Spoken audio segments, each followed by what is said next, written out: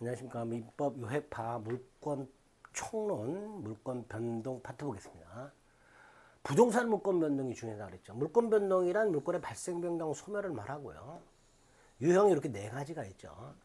부동산 물권 변동과 동산 물권 변동으로 나누고 법률 행위에 의한 변동과 법률 규정에 의한 변동으로 나눌 수 있죠. 그 중에 특히 부동산 물권 변동이 중요하죠.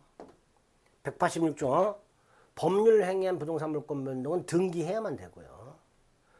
상속 등 법률 규정에 의한 부동산 물권 변동은 등기가 없어도 이렇게 생기죠. 다만 등기하지 않으면 처분하지 못하죠. 그 다음에 이제 혼동이 마지막으로 나오죠. 191조. 그래서 186조, 187조, 191조 세 가지 조문과 그와 관련된 판례, 등기와 관련된 거 그거 정리하시면 됩니다. 하기 전에 몇 가지 원칙, 공시원칙, 물권 변동은 공시하라. 공시원칙, 공시방법, 보통 점유등기, 명인방법, 봉분 형태 이런 거죠. 특히 3번, 법률행위, 매매 등 법률행위 물권 변동에서 공시하면 물권이 변동이 되죠. 즉, 법률행위한 부동산 물권 변동, 물권 변동에서는 공시가 등기 또는 점유가 그 물권 변동의 효력 요건이 됩니다. 물권 변동의 효력 요건이 됩니다. 이거를 성립요건주의, 효력요건주의 보통 이렇게 부르죠. 그 다음 공시는 원칙.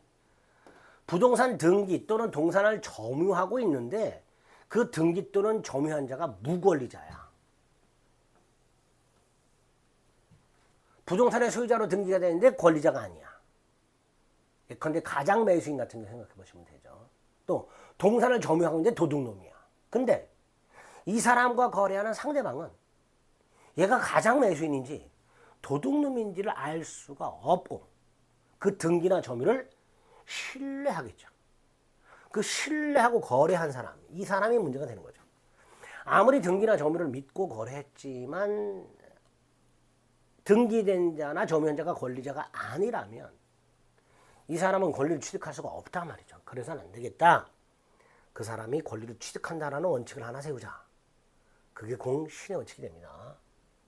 등기나 점유를 믿고 거래한 자가 권리를 취득한다는 원칙, 이게 공신의 원칙인데 일단 우리 민법은 부동산에는 공신 원칙을 인정하지 않고요.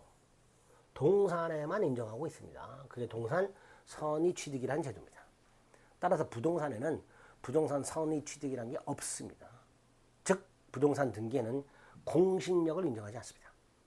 따라서 등기를 믿고 거래했는데 그 등기가 무효일 때 그 믿고 거래한 자가 보호를 받으려면 따로 특별 규정이 필요합니다.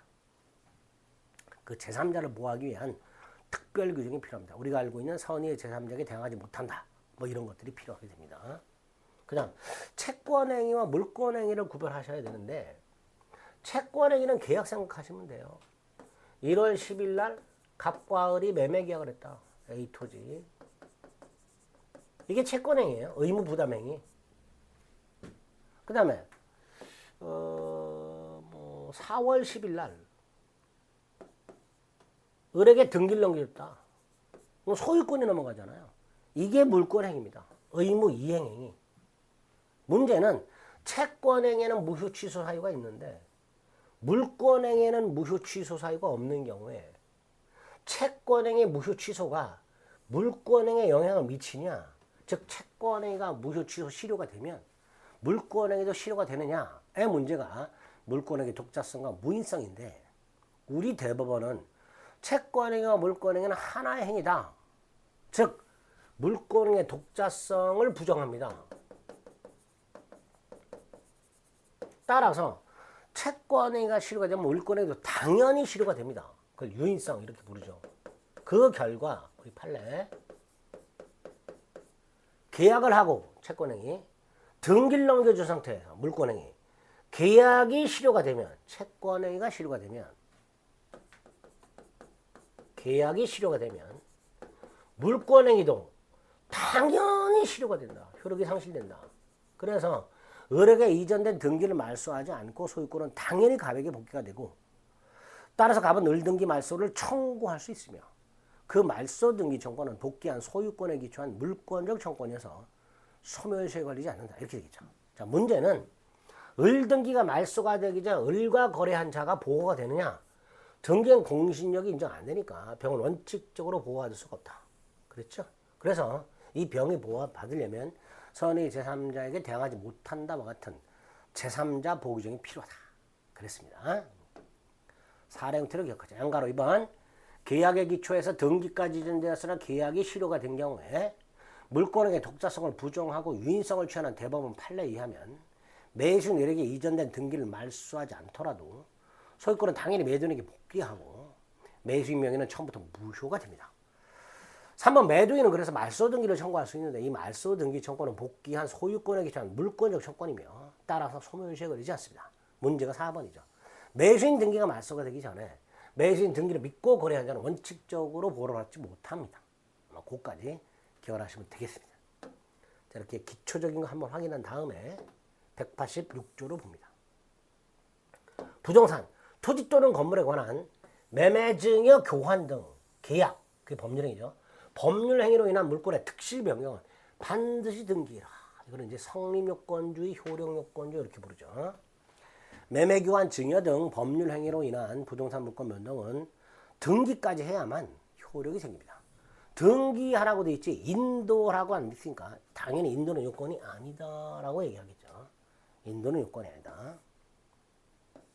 따라서 판례 미등기 부동산의 토지 대장에 소유자가 갑에서 을로 이렇게 이전 등록을 받았다 하더라도 을은 등기하지 않는 한 소유권을 취득하지 못하니까 결국 갑의 이름으로 보존 등기를 하고 을에게 이전 등기를 해야 을은 소유권을 취득한다. 이렇게 되겠죠. 그 관련 판례가 될 겁니다. 또 등기는 물권의 효력 발생 요건일 뿐 그 물권의 존속 요건은 아니다 말이죠. 존속 요건이 아니니까 물권 등기가 불법적으로 말소가 됐다 하더라도 그 물권은 아무런 영향을 받지 않는다. 그죠? 물권은 소멸하지 않는다. 그리고 이제 암기해야 될 게 있죠. 등기해야 되는지 등기 필요 없는지가 문제가 되는데 등기해야 되는 것들 1번 매매교환 증여 법률행위죠. 또 매매예약 완결권을 행사하면 매매계약이 체결되죠. 유증 중에 특정 유증은 증여하고 똑같죠. 포괄 유증은 상속하고 똑같지만 특정 유증은 등기해야 되죠. 지상권, 지역권, 저당권, 설정, 계약에 의한 지상권 등의 취득 등기해야 되죠.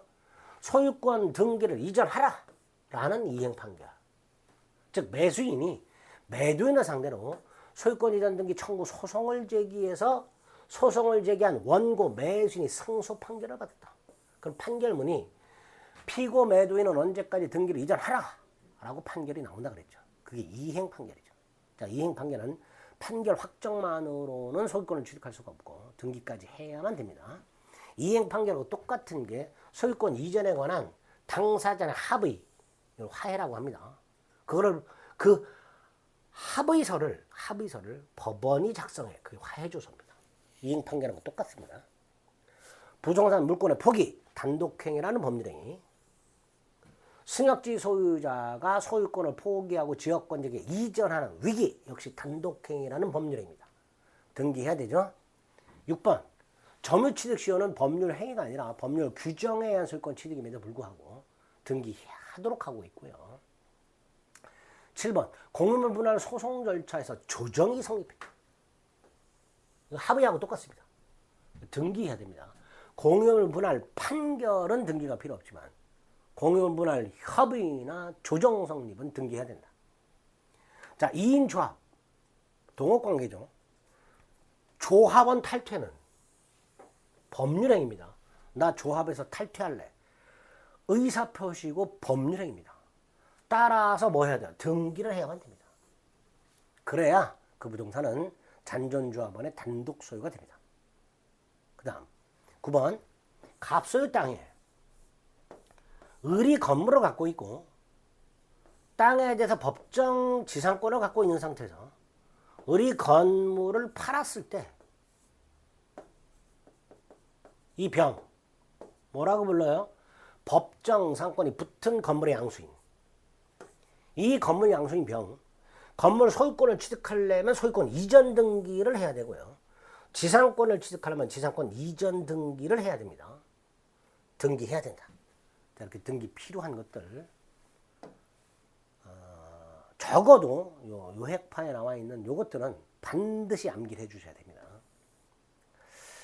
187도 등기를 요하지 않는 거, 상속을 받았거나 강제 수용을 당했거나 형성 판결, 공유물 분할 판결이 있거나 경락을 받았거나 기타 법률 규정, 여기 모두 포함돼요.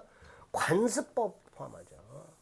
그렇게 부동산에 관한 물건을 취득 또는 변경, 소멸할 때는 등기를 요하지 않으니까 갑이 사망함으로써 을이 땅을 상속받았다. 을은 등기 없이 소유권을 취득한다. 그런데 이 을은 등기하지 않으면 처분을 못한다. 여기서 처분은 이전 등기해 주는 걸 말합니다. 매매 계약을 말하는 게 아니라, 따라서 상속인 을은 상속 등기 없이도 매매 계약은 얼마든지 유효하게 할 수 있지만 병에게 등기를 넘겨줄 때는 자신의 이름으로 등기를 먼저 하고 넘겨줘라. 이런 의미가 187조 단서가 됩니다. 상속, 피상속인이 사망한 때 등기 없이 물권이 변동이 되고요. 판결, 형성 판결, 공유물 분할 판결을 말한다 그랬죠. 이행 판결 아니라 그랬습니다. 경매는 당연히 공경매를 말하고요. 언제 소유권을 지켜요? 공경매 대금을 완납한 때 등기 없이. 그 다음 아까 채권행위가 실효가 되면 매수인에게 이전된 등기를 말소할 필요 없이 당연히 소유권 복귀한다 그랬죠. 신축 건물 소유권 취득, 부합으로 인한 소유권 취득, 법률 규정에 의한 거죠. 부합 가서 봅니다. 혼동에 의한 물권 소멸, 법률 규정에 의한 물권 소멸입니다. 말소 등기 필요 없죠. 채권 소멸에 의한 담보물권 소멸, 부종성에서 말소 등기 필요 없죠. 존속기한 만료로 지상권 소멸, 말소 등기 필요 없습니다. 법정자 들어가는 것들, 분묘 귀지권 같은 것들 등기 필요 없고요. 법정갱신 같은 것들 등기 필요 없고요. 지상권 지역권을 20년간 행사하지 않아 소멸했다, 말소 등기 필요 없고요.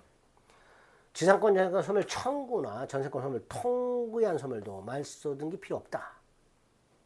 요역지 소유권이 이전되면요, 지역권은 당연히 이전된다, 함께 이전된다라고 돼 있으니까 지역권은 따로 이전 등기할 필요가 없지요. 부동산 유치권자가 정당한 이유가 있을 때 감정인의 평가를 거쳐서 유치물 자체를 변제 총당할 것을 법원에 청구할 수 있고요. 미리 채무자에게 통지해야 되죠. 이게 뭐예요? 간이 변제 총당이죠. 만약에 부동산 유치권자가 법원의 간이 변제 총당 결정에 의해서 그 유치 부동산 소유권을 취득하는 경우에는 이때도 등기 필요 없습니다. 집합건물 공용부분 복도계단에 관한 물권의 특실 변경은 등기를 요하지 않도록 하고 있고요. 국가농지를 분양받았다, 분배농지 3년에 걸쳐서 상환을 완료하게 되면 등기 없이도 농지 소유권을 취득하도록 하고 있습니다. 이런 것들이 등기 필요 없는 것들이죠. 그래서 186조 등기 필요한 것들과 187조 등기 필요 없는 것들을 반드시 구별해서 기억을 해 두셔야 됩니다. 자, 이번 187조 단서의 취지는 뭐라 했어요? 등기하지 않고 매매는 할 수 있지만 등기를 넘겨주려면 자신의 이름으로 등기를 하고 넘겨주라는 거죠. 187조 예외는 부동산 점유취득시효가 있죠. 자, 이렇게 186조와 187조를 확인한 다음에 등기와 관련된 7가지를 정리하셔야 된다 그랬습니다. 7가지. 첫째가 이중보존 등기, 두 번째가 가등기, 세 번째가 무효등기 유용, 네 번째가 중간생략 등기, 다섯 번째가 186조와 관련돼서 등기하지 않은 채 점유하고 있는 부동산 매수인, 여섯 번째가 등기 청구권, 일곱 번째가 등기 추정력이죠. 이런 것들을 싸잡아서 다음 부동산 물권 변동에 관련된 설명으로 옳은 것은 틀린 것은이라고 해서 주로 등기와 관련된 지문 판례를 출제하는 경우가 최근에 굉장히 빈번합니다.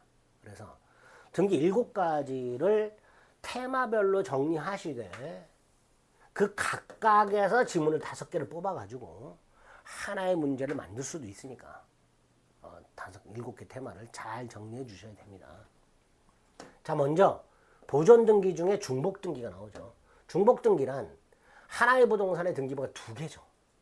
어떤 등기부가 유효한 등기부냐? 자, 대법원 일단 표제부를 가지고 구별한다.